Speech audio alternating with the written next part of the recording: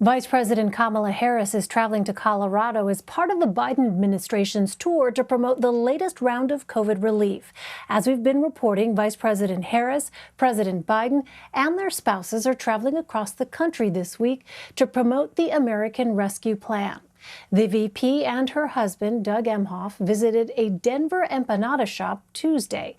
They participated in a listening session with small business owners and spoke about programs included in the relief package. The way that we will recover as a country will rely on elected leaders and community leaders to see us through.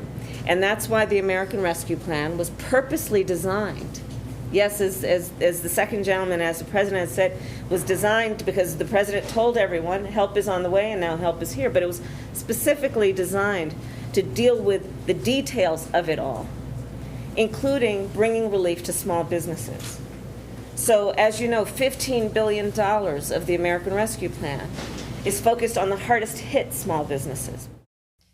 CBS News White House reporter Tim Perry joins me now with more. Hi there, Tim. So how is Vice President Harris using this Help is Here tour to not only promote the relief package, but to lay groundwork for future political efforts?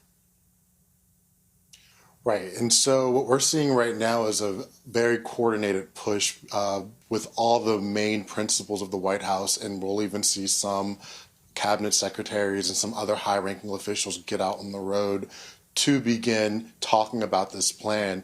And I just want to point out, and it's something that Vice President Harris said just yesterday, they aren't selling the plan. What they're doing right now is they're trying to tell Americans what exactly is in the plan and how this plan can affect everyday Americans, but also how it can affect small businesses and some of the people who are most hurt by this. And it's very clearly a lesson learned from the Obama administration and their rollout of the Recovery Act, and how, it lost a lot of popularity with people not fully understanding what exactly it did. And so what we see now is, we know that this plan is pretty popular. More Americans like this plan than not. But we also know that popularity can change overnight. And so it's been very important to this administration to make sure people know just how this plan will affect them, because this is a $2 billion plan, and better this White House explain what this plan does than Republicans, which not a single Republican voted for this plan. Well, Tim, Vice President Harris also delivered a pre-recorded speech at the United Nations Commission on the Status of Women. Here's what she said about the push for women's rights in the U.S. Looking around the world, I am inspired by the progress that is being made. And I am proud to report that while the United States still has work to do, we too are making progress, and that women strengthen our democracy every day.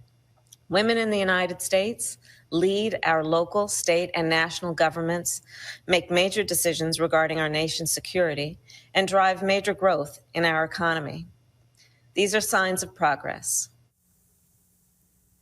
Vice President Harris is the first Biden administration official to address the UN. Tim, what was her message for them?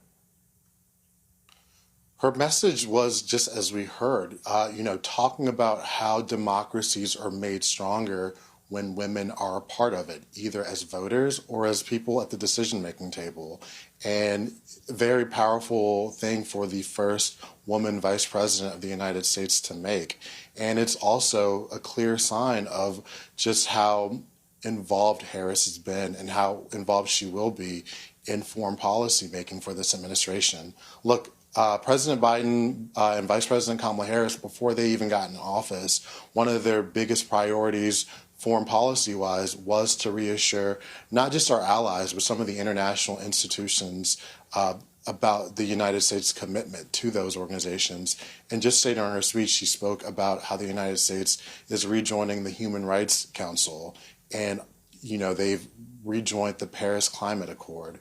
And so this is a very clear signal, one, just how involved she is in this administration's foreign policy initiatives, but also just how important it will be to this administration to make sure people know that the United States will be more of a team player than the last administration.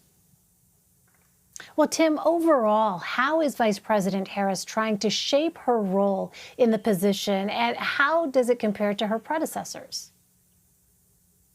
Right. So what they've been saying, what you hear White House officials and what you've heard Harris and Biden say themselves, is that she wants to be seen as a partner. And thus far, she is being seen as a partner. We look at foreign policy. She's getting the president's daily briefing with President Biden every morning that she's in D.C. and he's also in D.C.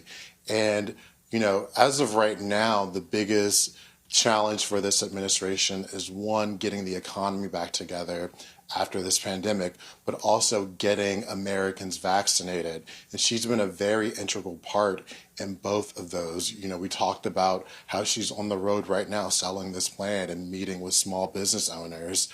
But additionally, she's been very involved in getting people vaccinated and making sure people trust the vaccines that are given. And she's, her first time getting the vaccine was in a predominantly Black area in DC, because the administration recognizes that Black Americans, or at least early on, were a little bit more hesitant to receive the vaccine. And so she's been seen as a partner, and in many ways it looks back to how Joe Biden was with former President Barack Obama. He was also seen as a partner, and they kind of worked together in tandem on most issues.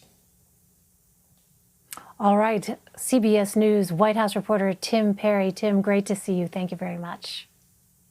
You too.